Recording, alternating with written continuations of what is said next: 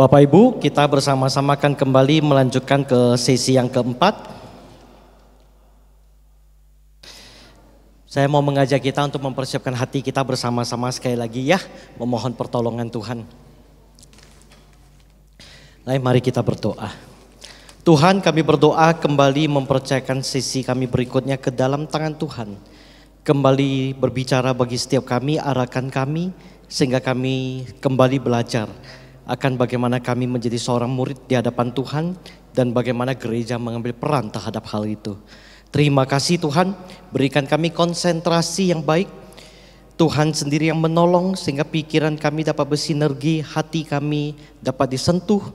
Tuhan sendiri yang menolong, dengan demikian kami dapat benar-benar belajar dengan baik. Tuhan sertai keseluruhan sesi ini dari awal hingga akhir. Kami percayakan ke dalam tangan Tuhan.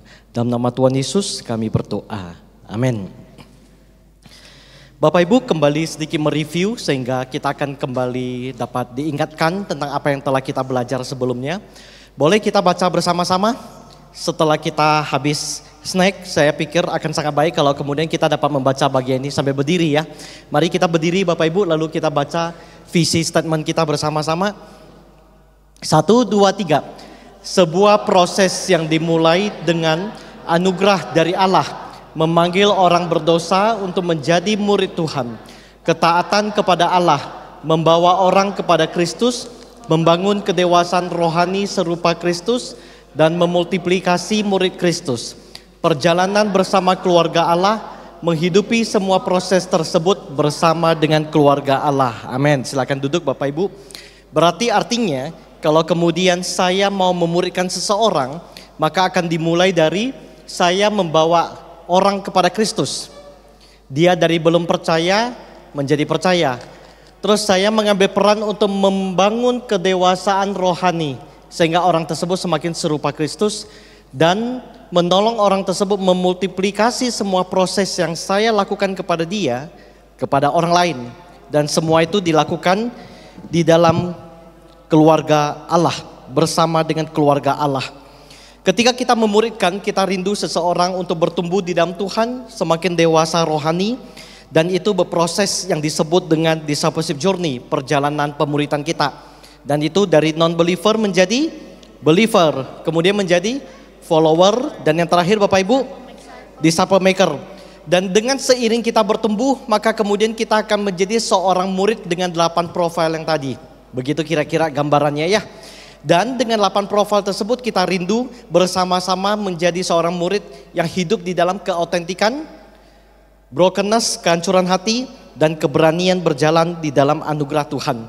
Nah Bapak Ibu Saudara sekalian, di dalam semua sesi yang kita dengarkan, tentu kita akan bertanya, lalu peran gereja di mana? Bukankah kalau seperti itu sampai di titik ini kita tidak membutuhkan gereja secara organisasi? Maka pada saat ini secara khusus kita akan melihat apa yang menjadi peran gereja, bagaimana gereja mengambil bagian di dalam proses pertumbuhan kita. Nah itulah yang disebut dengan discipleship pathway, ya, discipleship pathway. Setidaknya sampai di sini kita sudah mendengarkan tadi ada discipleship journey, yaitu perjalanan pemuridan. Dari non-believer, tidak percaya, menjadi pengikut, menjadi pembuat murid. Kemudian ada discipleship pathway, disinilah peran gereja. Apa yang dimaksud dengan discipleship pathway? Yaitu di mana tuh gereja berperan untuk menolong kita berpindah dari satu titik ke titik yang lain. Misalnya contoh, bagaimana caranya gereja menolong setiap kita untuk berpindah dari non-believer menjadi believer, dari believer menjadi follower, dari follower kemudian menjadi disciple maker. Di sanalah yang menjadi peran gereja, dan itu disebut dengan discipleship pathway, alur pemuridan. Untuk memahami ini, saya kembali mengajak kita untuk menyamakan presaposisi kita, menyamakan cara pandang kita bahwa gereja bukan tempat untuk mengadakan keramaian. Ya, gereja bukan tempat untuk mengadakan keramaian. Gereja adalah sekolah untuk memproduksi murid. Jadi ini kita camkan bersama-sama Bapak Ibu, gereja adalah sekolah untuk memproduksi murid. Pertanyaannya Bapak Ibu, apa yang harus dilakukan oleh gereja? Untuk apa gereja ada dan apa yang menjadi fungsi daripada gereja? Melalui discipleship pathway, Bapak Ibu Saudara sekalian, tahapan atau alur pemuritan, maka gereja memuridkan dari satu fase ke pertumbuhan fase berikutnya. Nah, oleh karena itu untuk menolong kita lebih mudah memahami Bapak Ibu, di sore ini saya akan paparkan ada 3 tahapan proses di dalam alur kita bersama-sama. Jadi ketika kita berbicara tentang discipleship pathway, bagaimana gereja menolong setiap kita untuk berpindah dari satu ke fase yang lainnya, maka kemudian ada 3 tahapan atau 3 proses di dalam alur pemuritan kita. Mari kita lihat bersama-sama. Kita sama-sama tahu bahwa kita perlu bertumbuh. Yang pertama dari non-believer, Bapak Ibu, menjadi believer, follower, disciple maker. Pada dasarnya pertumbuhan itu dimulai di fase yang ini, believer. Karena ketika kita di posisi non-believer, Bapak Ibu, kita bahkan bukan anak Allah, kita bahkan bukan bagian daripada murid Kristus. Perjalanan menjadi seorang murid Kristus itu dimulai dari believer. Jadi pertumbuhan itu dimulai dari sini, believer bertumbuh ke follower, follower bertumbuh ke disciple maker. Discipleship pathway adalah jalurnya, Bapak Ibu. Bagaimana kemudian gereja menolong seseorang berpindah dari poin nomor 1 ke poin nomor 2. Bagaimana poin nomor 2 berpindah ke nomor 3. Bagaimana poin nomor 3 berpindah ke nomor 4. Nah, untuk menolong kita membedakan tiap fase ini Bapak Ibu Saudara sekalian, maka di sini diberikan nama untuk alur pemuritan dari non-believer ke believer, kita sebut dengan istilah transfer. Discipleship pathway-nya itu transfer. Dari believer ke follower kita menyebutnya transform. Dari follower ke disciple maker, send. Sederhananya adalah demikian Bapak Ibu. Supaya transfer itu dapat terjadi, maka gereja membuat program apa? Supaya transform itu dapat terjadi, maka gereja menghasilkan program apa? Dan supaya send itu dapat terjadi, maka kemudian gereja membuat program apa? Jadi keseluruhan program gereja harus mengandung unsur transfer, yaitu perpindahan dari non-believer menjadi believer, transform dari orang percaya menjadi pengikut, send dari follower menjadi disciple maker. Itulah yang disebut dengan discipleship pathway. Jadi gereja memfasilitasi sarana untuk transfer, sarana untuk transform, dan sarana untuk send. Kira-kira seperti itu. Nah, sekarang mari kita melihat untuk transfer, transform, dan send ini gereja kita memiliki program seperti apa. Sekali lagi Bapak Ibu Saudara sekalian, program yang difasilitasi di dalam transfer, transform, dan send ini tidak baku. Jadi di dalam konteks sinode, sinode tidak membakukan semua kalam kudus harus mirip untuk program-program yang memfasilitasi transfer, transform, dan send. Yang kita paparkan pada sore hari ini adalah programnya GKKK Pekanbaru. Supaya Bapak Ibu tahu bahwa untuk memfasilitasi transfer, maka kita punya program seperti ini. Untuk memfasilitasi transform, kita memiliki program demikian. Dan untuk memfasilitasi send, kita memiliki program seperti apa? Mari kita lihat bersama-sama. Yang pertama Bapak Ibu, stage transfer. Fase yang pertama. Apa yang gereja fasilitasi? Kita memiliki 3 Bapak Ibu. Yang pertama adalah discipleship class 101. Kenapa kita memfasilitasi discipleship class 101? Karena di dalam kelas ini Bapak Ibu, fase yang pertama ini, 101 ini, menolong seseorang untuk mengenal Allah Tritunggal. Doktrin Allah tertuang di dalam 101. Kenapa kita taruh doktrin Allah, pengenalan terhadap Allah Tritunggal, karakter Allah di 101? Karena seseorang tidak dapat melayani Allah, bekerja demi Tuhan, bermisi demi Tuhan, kalau dia tidak mengenal Tuhan seperti apa yang dia sembah. Sehingga 101 menjadi sarana yang wajib kepada mereka yang ini Bapak Ibu, dari non-believer menjadi believer. Maka kita sama-sama tahu akan mendorong mereka join bersama-sama di dalam discipleship class 101. Berikutnya, di luar daripada doktrin Allah, di dalam kelas 101 juga akan diperkenalkan seperti apa gereja Tuhan. Jadi doktrin tentang gereja, doktrin tentang keberdosaan manusia, Bapak Ibu Saudara sekalian, itu semua tertuang di dalam. Kenapa kita perlu membahas ini? Karena setelah dari kelas ini, orang tersebut akan ditanamkan di gereja. Di dalam ibadah minggu kemarin kita sudah dengar bersama-sama. Oleh karena sebelum ditanamkan di gereja, maka dia perlu memiliki pemahaman clear, gereja itu apa? Apa peran gereja? Itulah sebabnya kenapa dia perlu memahami tentang gereja. Bapak Ibu Saudara sekalian, ketika berbicara tentang gereja, setiap orang memiliki opini tersendiri terhadap gereja. Gereja itu seperti ini, gereja seperti itu. Atau contoh yang paling sederhana pada umumnya, orang suka berpikiran bahwa gereja itu tempat berkumpulnya orang-orang suci, orang-orang kudus.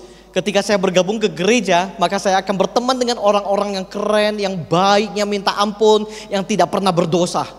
Kenyataannya kan tidak seperti itu. Sehingga siapa orang-orang atau anak-anak Allah yang berada di dalam komunitas gereja, mereka perlu belajar. Itulah discipleship kelas 101. Di dalam discipleship kelas 101 juga diperkenalkan seperti apa komunitas. Karena sebagai bayi rohani, kita sama-sama tahu non-believer ke believer itu adalah bayi rohani Bapak Ibu. Dia tidak dapat survive sendiri. Bayi kalau kita biarkan saja itu bayi mati. Dia perlu bertumbuh. Dia butuh air susu yang murni. Di dalam Alkitab dikatakan itu adalah firman Tuhan. Kelas 101 menolong untuk memfasilitasi itu. Tadi penginjil Sally sudah mengarahkan kita untuk melihat bagaimana kemudian ketika Bapak Ibu menjangkau dan yang lainnya, bagaimana alurnya di gereja kita, sehingga Bapak Ibu kita dapat sama-sama berjalan dengan track yang sama begitu. Dan kita mendapati bahwa setelah dari kelas discipleship kelas 101, maka mereka akan ditampung di dalam cross shelter. Cross shelter adalah cross penampungan sementara, karena kita tidak ingin kehilangan mereka. Setiap mereka yang baru mengenal Tuhan, dibaptis, atestasi, CD, begitu kemudian dibiarkan berjalan sendiri, akan sangat berbahaya di dalam proses pertumbuhan dia mengikuti Tuhan. Makanya punya cross, tidak punya cross, kita akan tampung di dalam cross shelter. Yang telah memiliki cross akan kembali ke crossnya. Cross shelter adalah tempat penampungannya. Kalau dulu kita membuka cross shelter kepada siapapun, kali ini cross shelter itu hanya dibuka setelah kelas 101. Oke, alurnya kira-kira seperti itu. Berikutnya, apa yang gereja fasilitasi? Personal evangelism, yaitu penginjilan pribadi Bapak Ibu Saudara sekalian. Itu yang gereja fasilitasi untuk melakukan sarana penjangkauan. Personal evangelism. Ada berbagai cara untuk kemudian menginjili, ada berbagai metode untuk menginjili. Tetapi saya tetap mendorong setiap kita di dalam Tuhan, kita pernah mengalami banyak hal di dalam Tuhan. Bersaksi adalah cara yang paling sederhana dan terbaik setidaknya yang dapat kita lakukan bersama-sama. Dan berikutnya Bapak Ibu, untuk memfasilitasi perpindahan orang tidak percaya menjadi percaya, cross adalah sarana paling efektif. Kita sama-sama tahu bahwa gereja kita memiliki berbagai strategi. Ada apa aja Bapak Ibu? Ibadah raya, cross, SKKK, Sekolah Kalam Kudus, dan satu lagi adalah family. Di antara semua sarana ini, cross adalah sarana paling efektif untuk kemudian terjadi proses perpindahan dari orang tidak percaya menjadi percaya. Itulah sebabnya kenapa di antara semua strategi, suara yang paling sering kedengaran adalah cross, karena strategi yang paling efektif. Itu adalah stage yang pertama, transfer. Berikutnya Bapak Ibu Saudara sekalian, stage yang kedua, transform. Bagaimana kemudian gereja menolong seseorang berpindah dari believer, orang percaya, menjadi follower, ya, menjadi follower. Yang pertama, gereja memiliki discipleship kelas 102. Discipleship kelas 102 adalah menolong seseorang untuk bergumul dengan doa dan firman. Kita sama-sama tahu Bapak Ibu bahwa seseorang yang berada di dalam fase believer adalah seseorang yang kemudian hidup di dalam pengakuan dia akan Tuhan. Dia bergereja, attach, ditanamkan sebuah gereja. Tapi lebih daripada itu, dia perlu hidup di dalam doa dan firman. Karena itu maka di kelas 102 mereka akan belajar tentang doktrin Alkitab untuk memahami seperti apa Alkitab itu. Itulah discipleship kelas 102. Di luar daripada doktrin Alkitab Bapak Ibu, 102 juga memfasilitasi spiritual journey. Juga memfasilitasi untuk formasi spiritual, supaya di dalam kehidupan dia bertransform dari bayi rohani menjadi follower. maka ada disiplin-disiplin rohani yang dapat dia bangun. Bagaimana caranya berdoa, bagaimana caranya memberikan persembahan. Kenapa saya harus memberikan persembahan? Bagaimana caranya saya solitude? Kenapa saya harus mengikuti breakthrough dan yang lainnya Bapak Ibu. Nah itu di 102 diseringkan dan diajarkan bersama-sama. Sehingga dengan demikian dia dapat memahami di dalam proses transisinya dari believer ke transform. Setidaknya di dalam pemahaman dia sudah mulai memahami perjalanan seperti apa yang akan dia lalui. Bagian berikutnya, apa yang gereja fasilitasi? Breakthrough. Jadi Bapak Ibu Saudara sekalian, breakthrough adalah sarana terbaik untuk stage nomor 2 ini. Stage breakthrough itu tidak direkomendasi kepada mereka yang tidak percaya untuk menjadi percaya, ikut breakthrough, bukan. Breakthrough adalah kepada mereka yang percaya kemudian menuju ke transform. Breakthrough adalah sarana yang efektif. Mengapa kita perlu mengikuti breakthrough Bapak Ibu? Ada 2 hal yang saya coba dengan sederhana menyampaikan kepada kita. Kalau Bapak Ibu mau tahu breakthrough itu seperti apa, kenapa kita tidak menyebut itu retreat, kita menyebut breakthrough. Karena breakthrough itu memiliki filosofi yang sama dengan kita. Kalau untuk mengalami kehancuran hati Bapak Ibu, kita harus mengizinkan Allah break our heart, menghancurkan hati kita. Dengan demikian baru bisa terjadi breakthrough. Nah oleh karena itu Bapak Ibu Saudara sekalian, kita sama-sama tahu perjalanan kita ikut Tuhan seringkali adalah berbicara tentang kekerasan hati kita melawan kelembutan hati Tuhan. Satu-satunya cara bersinergi dengan kehendak Allah adalah ketika kita mengizinkan Allah menghancurkan hati kita. Breakthrough adalah sarananya. Kalau kemudian kita bertanya, why? Mengapa saya perlu join? Di dalam beberapa minggu ini pendaftaran tentang breakthrough sudah dibuka. Tapi kalau Bapak Ibu bertanya kenapa saya harus join? Jawabannya 2. Yang pertama kalibrasi. Seperti kompas butuh dikalibrasi sehingga arahnya tepat. Di dalam perjalanan ikut Tuhan 1 tahun itu masa yang tidak mudah. Melewati dari hari ke hari. Sehingga Bapak Ibu Saudara sekalian, kita perlu mengkalibrasi hati kita. Kembali mempautkan hati kita kepada hati Tuhan. Mensejajarkan kalibrasi. Alasan yang kedua Bapak Ibu adalah recharge. Cas kembali kehidupan spiritual kita. Kalau kemudian kita tidak mengambil waktu secara khusus untuk dicas Bapak Ibu, maka kita akan drop secara spiritual. Saya berikan contoh sederhana. Bapak Ibu semua hidup bergantung HP pada masa kini.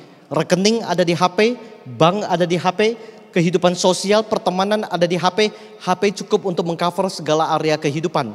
Sekali HP-nya mencapai 10% ke bawah, Bapak Ibu pasti berhenti pakai dan di charge.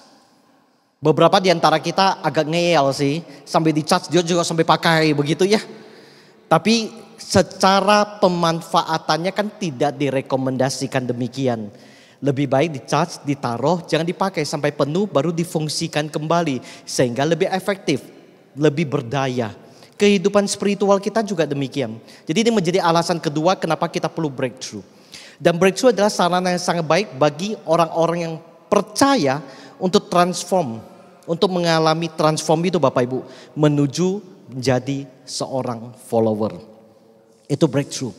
Di Discipleship Conference Bapak Ibu Saudara sekalian. Saya berharap penjelasan saya kali ini meringankan untuk penjelasan-penjelasan ke depan.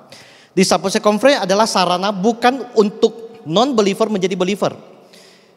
Jadi dengan demikian Bapak Ibu dapat melihat setiap program gereja ada pangsa pasarnya masing-masing. Bahasa saya kira-kira seperti itu ya kalau pakai bahasa bisnis.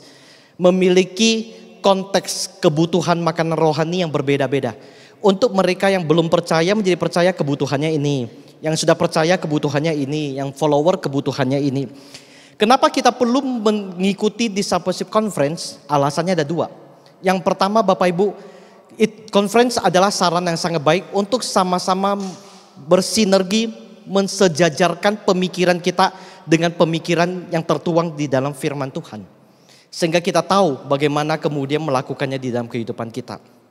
Di Discipleship Conference, alasan yang kedua kenapa kita perlu ikut adalah menjadi sarana kita untuk mengetahui seperti apa perjalanan gereja. Gereja mau dibawa kemana, tahun berikutnya seperti apa. Pada umumnya Discipleship Conference adalah menjadi sarana untuk itu. Jadi oleh karena itu Bapak Ibu Saudara sekalian, Discipleship Conference sangat tepat diikuti oleh mereka yang berada di dalam fase believer, kemudian berproses ke transform menuju ke follower. Bible Mentoring Project Bapak Ibu, yang kemudian sejak awal kita berhentikan sejenak karena mau sinergikan dengan punya sinode supaya tidak miss begitu. Maka kemudian Bible Mentoring Project adalah menjadi sarana yang sangat efektif untuk orang yang percaya menuju ke follower. Bible Mentoring Project adalah metode untuk belajar Alkitab. Bagaimana kita menafsir, bagaimana kemudian kita mensinergikan. Kalau Bapak Ibu bertanya, bukankah di 102 ada? Maka pembagiannya begini Bapak Ibu. Di 102 diajarkan metode untuk belajar Alkitab. Tetapi Bible Mentoring Project adalah sarana untuk belajar menggali Alkitab. Sekali lagi ya, di Discipleship kelas 102, di sana ada belajar tentang firman Tuhan, tetapi lebih menekankan ke mengapa kita perlu belajar firman Tuhan, apa manfaat firman Tuhan bagi kita. Dan kemudian di dalam 102 kita belajar bagaimana metode belajar Alkitab. Kita menggunakan waktu koordinasi dengan penginjil Indra yang di dalam teaching ministry, kita akan mengikuti metode koma. Begitu ya, rekan-rekan cross dari Kerinci sudah memulainya, begitu. Nah, metode koma menjadi sarana bagi kita untuk setiap hari membaca Alkitab. Kalau saya menggunakan bahasa saat teduh, maka kita menggunakan metode koma untuk saat teduh. Tetapi di dalam Discipleship Conference karena keterbatasan waktu, kita tidak mengajarkan para peserta untuk menggali dan menafsir Alkitab. Itu dilakukan di BMP, Bible Mentoring Project. Setelah itu gereja memfasilitasi apa Bapak Ibu? Serving in ministry. Pelayanan di dalam setiap ministry yang ada Bapak Ibu difasilitasi di stage yang ini. Sehingga dengan demikian kita dapat melihat bahwa pelayanan itu bukan sarana unjuk diri. Pelayanan itu bukan tempat untuk saya mengeksplor karunia saja. Meskipun bisa. Tetapi tujuan paling utama adalah pelayanan itu difasilitasi supaya kita berproses di dalamnya, bergesekan dengan sesama, saling belajar bagaimana untuk mengalah dan mengampuni, karena itu terjadi di dalam pelayanan Bapak Ibu, sehingga kita dapat bertransfer dari believer menjadi follower, menyangkal diri, pengikut Kristus. Pelayanan adalah sarana yang sangat efektif. Tanpa melayani kita tidak belajar pengampunan. Tanpa melayani kita tidak akan terbiasa dengan gesekan. Tanpa melayani kita tidak akan pernah belajar tentang mengalah. Tanpa melayani Bapak Ibu, selamanya kita akan selalu menempatkan diri di atas, bukan di bawah. Sementara Tuhan Yesus mengatakan, ikutilah teladan saya. Mulai dari mencuci kaki. Itu adalah sebuah simbol Bapak Ibu, simbol penyembahan selalu menempatkan diri di bawah. Namanya pelayan, doulos, hamba. Jadi mari kita bersama-sama Bapak Ibu melihat pelayanan kali ini bukan lagi sebagai ajang eksplor karunia dan talenta. Betul, itu baik. Karunia yang Tuhan percayakan perlu dilatih, perlu dipakai untuk membangun gereja Tuhan. Tapi dalam konsep konteksnya di Discipleship Pathway itu menjadi sarana bagi kita untuk memikul salib, belajar mengampuni, menyangkal diri, belajar untuk mengalah, dan belajar untuk memuridkan yang lain. Semua terjadi di dalam serving in ministry. Itu menjadi sarana yang baik. Sehingga Bapak Ibu Saudara sekalian, untuk orang-orang yang demikian, ketika kita mendorong mereka untuk melayani, kita memfasilitasi pelayanan. Dengan berbagai konteks, kita ada berbagai ministry Bapak Ibu, dari worship ministry, counseling ministry, dan bla bla bla. Kita mendorong orang untuk melayani di sana. Dan sarana berikutnya adalah cross. Cross adalah sarana yang efektif untuk dari orang percaya menjadi pengikut. Sekali lagi Bapak Ibu, cross adalah sarana yang sangat efektif. Berikutnya, send. Discipleship kelas 103 Bapak Ibu difasilitasi. Discipleship kelas 103 akan mengarah kepada pelayanan dan misi untuk menolong kita melihat apa yang menjadi karunia kita, apa yang menjadi talenta kita bersama-sama. Di dalam 103 setiap kita dibantu untuk melihat apa yang menjadi kekuatan kita, kepribadian kita. Bagaimana kepribadian kita diselaraskan dengan karunia dan talenta kita. Itu di 103. Dan kita akan belajar bagaimana menyelaraskan hati kita dengan hati Tuhan ketika kita melayani. Itu 103. 103 adalah orang-orang yang dipersiapkan untuk menjadi pembuat murid. Sehingga proses mentoring terjadi di sana.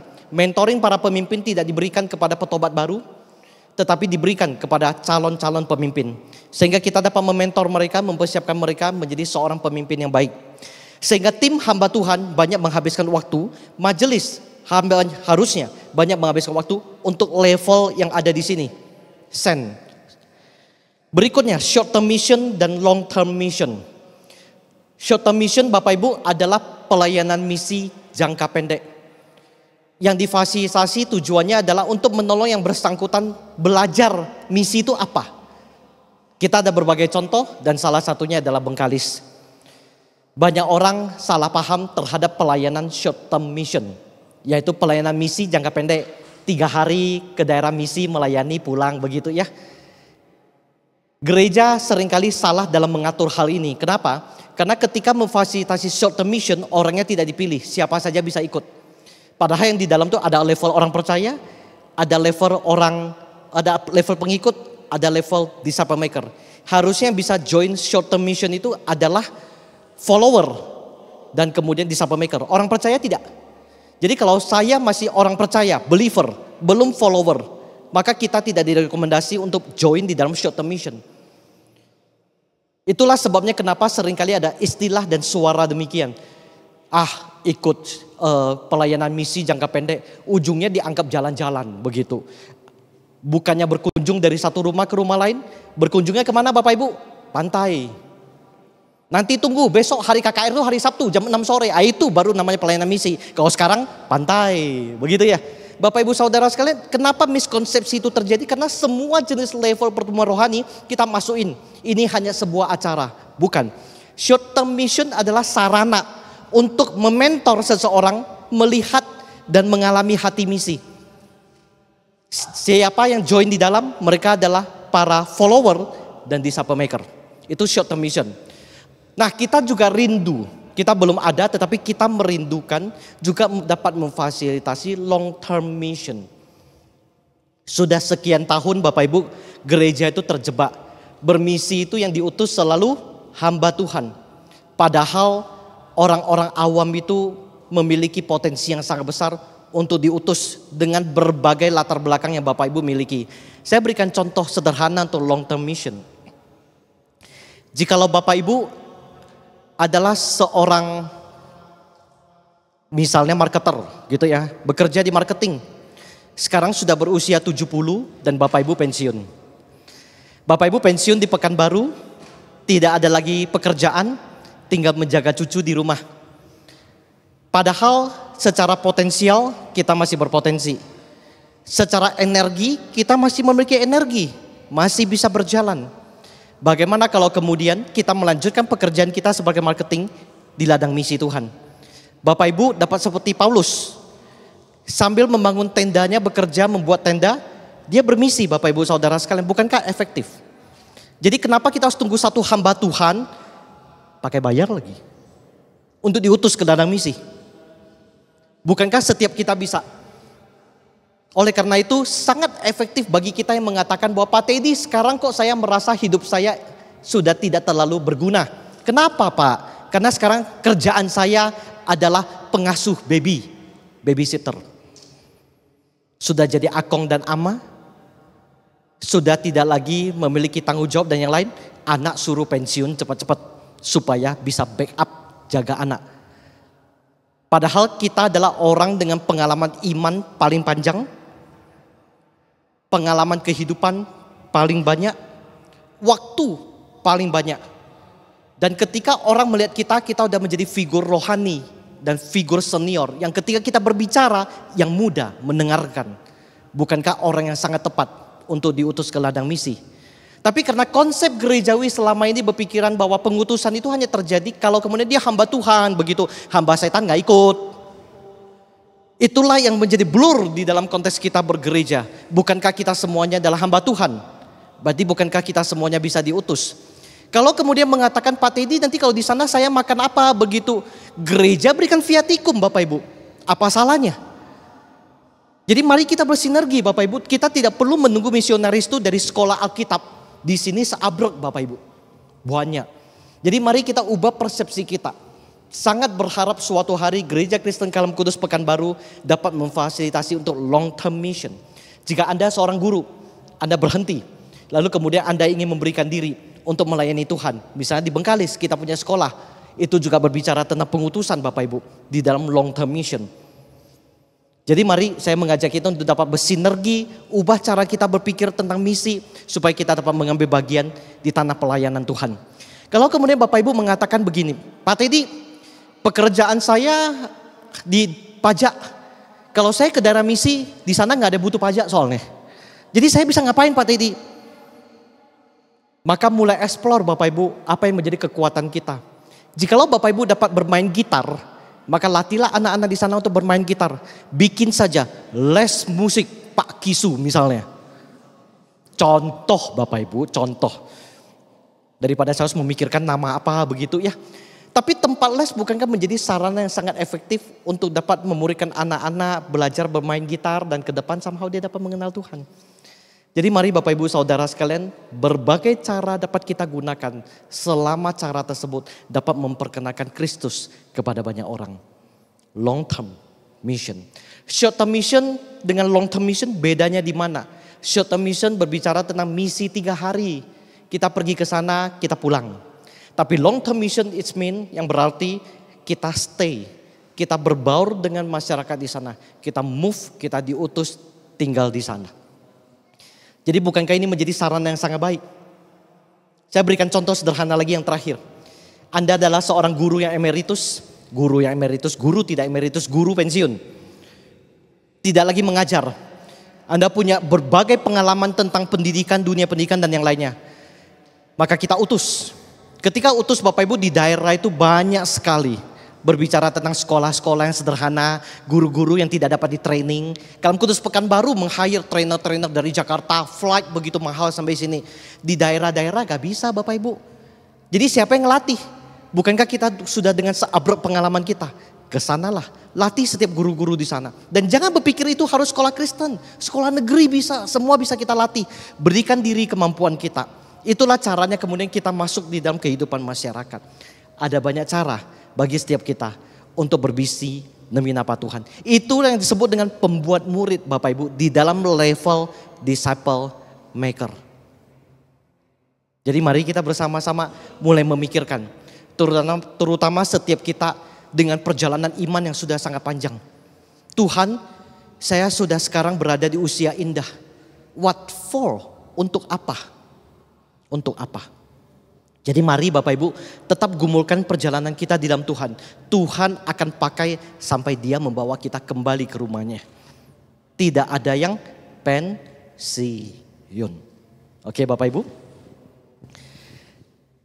Yang terakhir, cross. Cross juga adalah sarana yang sangat baik untuk melatih seseorang memimpin. Saya berikan contoh sederhana Bapak Ibu berkaitan dengan cross. Kenapa cross ada di level ini?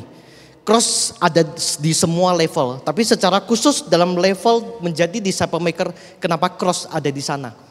Kita ingat kembali perintah firman Tuhan yang kemudian mengatakan bahwa ladang sudah menguning, berdoalah kepada yang punya pekerja supaya mengutus pekerja. Dan pekerjaannya itu semua ditampung di dalam cross. Maka ketika Bapak Ibu cross kita sudah membesar, begitu ya, cross kita sudah membesar, ada 10 orang. Dan kemudian di sana ada 5 orang, ladang sudah menguning. Ada orang yang perlu mengenal Tuhan. Mereka perlu dimuridkan. Maka utus dari cross kita ke sana Bapak Ibu. Jangan kemudian mengatakan bahwa Pak Teddy jangan ganggu cross kami ya. Ini 10 ini sudah solid. Sudah kompak. Sudah bersahati. Sudah terbuka. Jangan disentuh. Ya Bapak Ibu kalau udah seperti itu jangankan pendetanya. Tuhan Yesus juga gak bisa sentuh. Jadi saya mendorong setiap kita Bapak Ibu di dalam cross konsepnya harus selalu memiliki pemahaman misi. Saya ketika ke cross, saya memimpin cross sebagai cross leader harus selalu ada hasil misi di sananya. Supaya ada bayi-bayi rohani baru, muridkan mereka. Jadi konsepnya harus seperti itu Bapak Ibu. Cross tidak boleh eksklusif. Makanya kenapa kita disebut satu keluarga di dalam Tuhan, bukan hanya cross itu. Jadi Bapak Ibu Saudara sekalian, cross menjadi sarana yang sangat efektif bagi setiap kita untuk dapat bertransform dari follower menjadi disciple maker. Itulah program-program yang difasilitasi oleh gereja. Di luar daripada ini, gereja memiliki beberapa program yang tidak bisa tidak ada. Misalnya contoh pernikahan. Pak Teddy katanya semua program gereja harus bersinergi dari transform, send. Pernikahan di mana?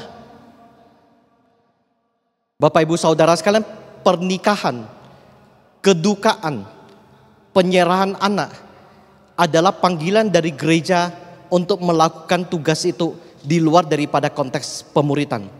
Padahal kalau kita mau kaitkan bisa saja pernikahan dengan family discipleship. Tetapi itu merupakan tanggung jawab gereja untuk melayani sosialnya. Bukan di dalam kaitannya bertransfer dari satu pertumbuhan ke titik pertumbuhan yang lainnya. Jadi gereja memiliki program-program yang lain, betul.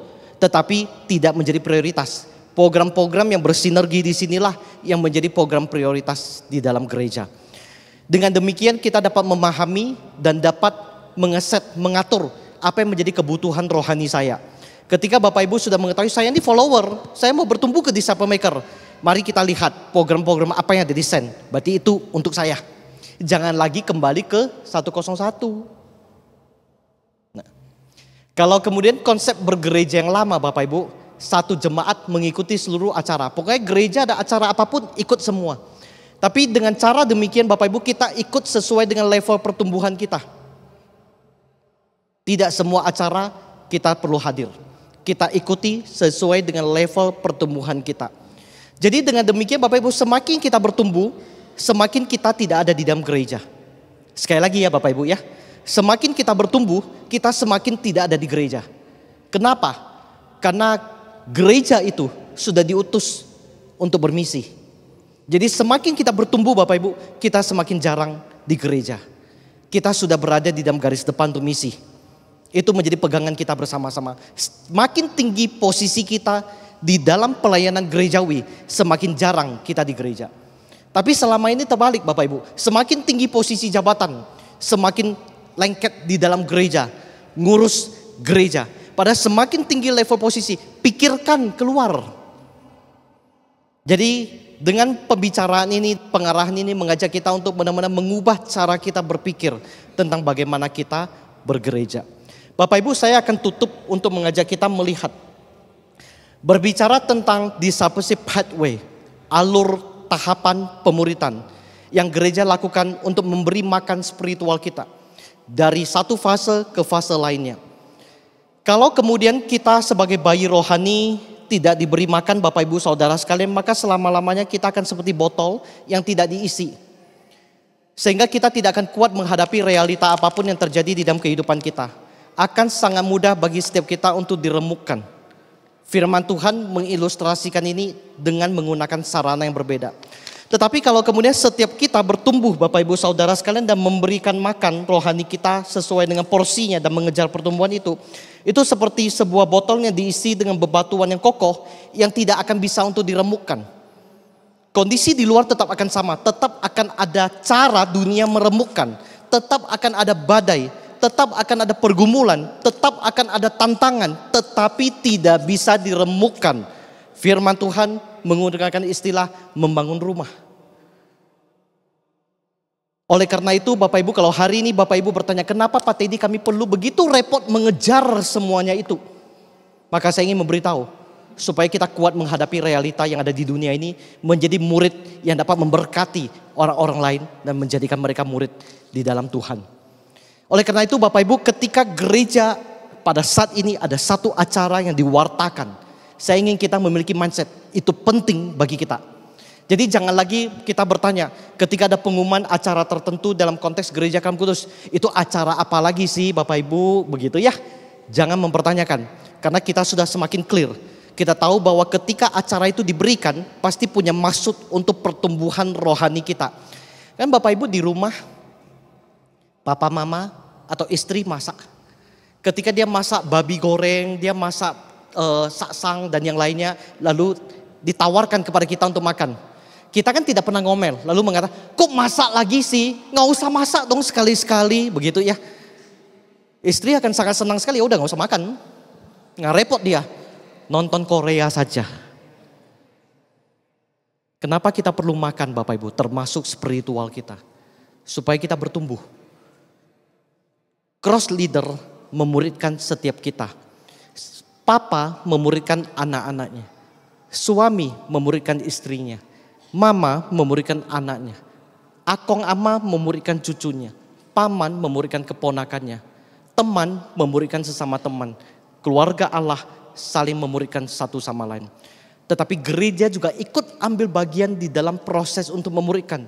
Difasilitasilah dengan berbagai sarana yang mungkin leader kita tidak bisa memfasilitasi itu. Jadi gereja bekerja sama dengan setiap cross leader untuk memuridkan Anda. Gereja bekerja sama dengan setiap keluarga untuk memuridkan. Sehingga dengan demikian kita memuridkan bersama-sama. Contoh yang harus memuridkan adalah yang harus memuridkan anak adalah orang tua. Tapi keberadaan sekolah minggu menjadi partner bagi orang tua untuk memuridkan. Sehingga semua tugas tanggung jawab itu bukan hanya milik sekolah minggu. Kenapa selama ini sekolah minggu menjadi seabrek acara yang begitu ramai, begitu kegiatan yang bahkan gurunya gak bisa cuti. Karena semua tanggung jawab dilimpahkan ke sana. Sekolah minggu harus mulai mengurangi semuanya itu. Sehingga porsinya diambil alih kembali oleh orang tua. Karena sekolah minggu itu partner. Nah, jadi peran gereja selalu menjadi partner. Peran gereja selalu menjadi sarana untuk menolong setiap keluarga dan setiap leader untuk memuridkan anggotanya. Jadi dengan pemahaman ini berharap kita sama-sama sudah mengetahui. Saya tahu visi saya mau kemana. Saya tahu saya harus bertumbuh kemana. Saya menjadi murid seperti apa. Bagaimana cara gereja menolong saya. Dan nanti di sesi yang terakhir kita sama-sama akan melihat kendaraan apa yang dipakai. Strategi apa yang dipakai untuk melakukan semuanya ini. Oke Pak Teddy, ada program ini, dieksekusi dengan apa? Apa yang menjadi kendaraannya? Apa yang menjadi sarananya? Nanti di sesi terakhir kita akan belajar bersama-sama ya. Mari kita berdoa.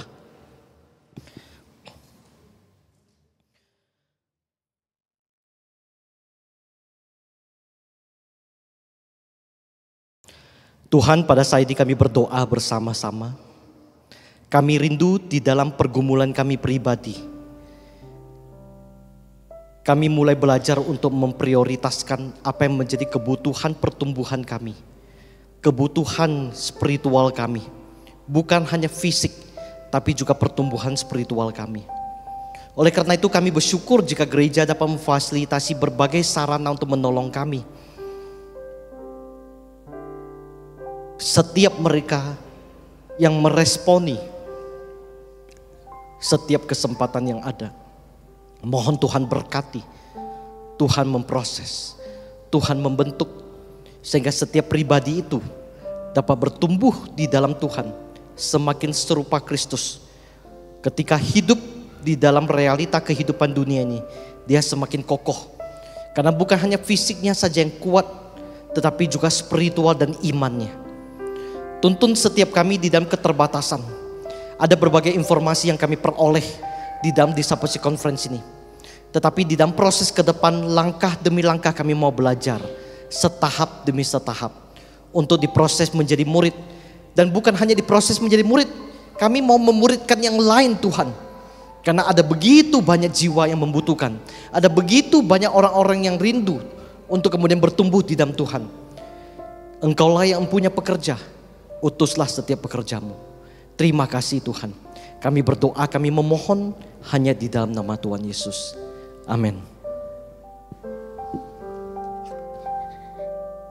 Terima kasih Muse Teddy. Kita sama-sama berikan aplaus. Sekali lagi kita memberikan aplaus untuk diri kita sendiri. Ya, yang sudah boleh mengikuti sesi 4 ini. Bapak Ibu Saudara, sekali lagi ketika kita tahu ya tahapan kita, discipleship journey kita, dan juga ada discipleship pathway ya. Semua gereja sudah fasilitasi untuk kita sama-sama bertumbuh. Sekali lagi gereja adalah sekolah. Sekolah di mana untuk memproduksi seorang murid ya. Ketika ada acara-acara atau program-program yang sudah gereja rancangkan, semuanya itu bukan untuk kita menyibukkan diri di gereja. Untuk kita ya udah setiap hari datang aja ke gereja. Sekalian aja tinggal di gereja. Enggak ya Bapak Ibu, sekali lagi semua itu gereja rancangkan program-program sudah ada porsinya masing-masing sesuai dengan tahap pertumbuhan kita. Kita juga tahu tadi saya sudah menjelaskan bagaimana seorang non-believer ketika dia percaya kepada Tuhan, mau mengikut Tuhan, menjadi believer, dia mau join di gereja Kristen Kalam Kudus, tentu ada tahapannya. Nah, kita sebagai keluarga Allah, kita boleh menuntun orang tersebut sama-sama supaya mereka tidak terhilang. Ya, supaya mereka juga boleh melihat ada tahapan-tahapan pertumbuhan. Nah, setelah mereka dari non-believer menjadi believer, nah kita yang berada di gereja tidak serta-merta ibadah, datang, ikut, duduk, mendengarkan firman, terus pulang. Apakah setahun, 2 tahun, 5 tahun, 10 tahun, tahapan kita hanya itu saja? Datang, duduk, diam, dadah. Enggak gitu ya.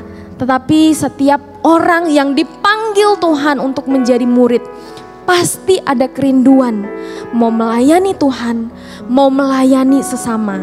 Nah, oleh karena itu kita sama-sama menghimbau ya, bagi mereka yang sudah mulai percaya, mereka sudah terlihat ada komitmen mau mengikut Tuhan, kita sama-sama mengajak mereka, yuk mau nggak ikut pelayanan? Tuhan sudah memberikan kepada kamu 1 talenta, 1 karunia, mau nggak kamu pakai itu mau melayani Tuhan? Nah, Bapak Ibu Saudara, di dalam melayani Tuhan pun kita tidak ditinggalkan sendirian. Ayo ikut yuk, kamu ikut jadi singer ya, kamu ikut jadi di sekolah minggu ya. Nih. Terus kita terjunkan saja orang itu ya, kita jerumuskan mereka di dalam pelayanan supaya kita bisa rileks sebentar. Tidak ya Bapak Ibu, melainkan ada juga tahapannya. Kita tidak menjerumuskan orang, kita tidak menjebak orang untuk masuk di dalam pelayanan tertentu, tetapi kita juga ada tahapannya. Tim multimedia boleh tampilkan. Nah, untuk membangun pelayanan yang berkualitas, untuk orang yang dari non-believer menjadi believer dan sekarang dia mau menjadi follower, mau melayani Tuhan, mau melayani sesama. Sekali lagi dia tidak dijebak orang, tidak dijerumuskan orang, akan tetapi setiap pelayan perlu di training ya. Perlu di training, perlu dibimbing, perlu di mentoring supaya orang itu tidak merasa lelah, dia tidak merasa sendiri ketika dia melayani. Kok saya sudah melayani tapi saya tidak dibimbing, saya tidak tahu harus kemana.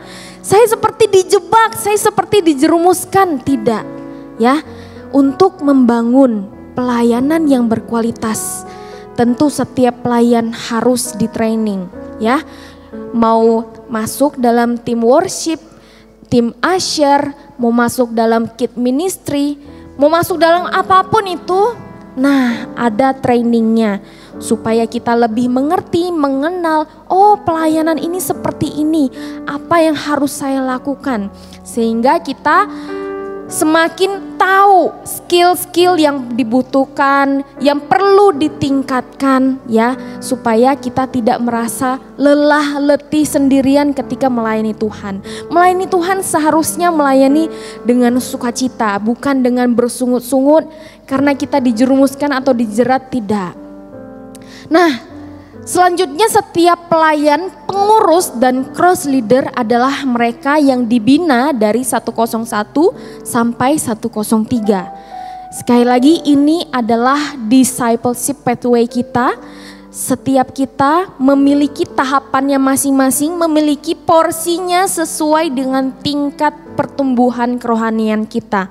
Oleh karena itu setiap kita, mau kita adalah pelayanan, kita adalah pengurus, cross leader, anggota cross, semuanya kita akan dibina melalui 101, 102, dan 103. Dengan demikian gereja kita akan menghasilkan pelayan-pelayan Tuhan yang berkualitas. Yang melayani Tuhan bukan untuk unjuk gigi, tidak. Tetapi melainkan melayani Tuhan untuk memuliakan nama Tuhan. Bapak Ibu, biarlah setiap sesi yang sudah kita sama-sama renungkan, sama-sama kita mengerti. Ketika pulang dari sini tidak melayang begitu saja ya, tidak menguap. Tapi kita boleh meresapi, kita boleh mengerti setiap proses, setiap tahapan. Sehingga kita juga boleh membagikan itu juga kepada orang-orang yang ada di sekitar kita. Supaya mereka juga boleh mengalami apa yang sudah kita proses, kita alami di gereja ini.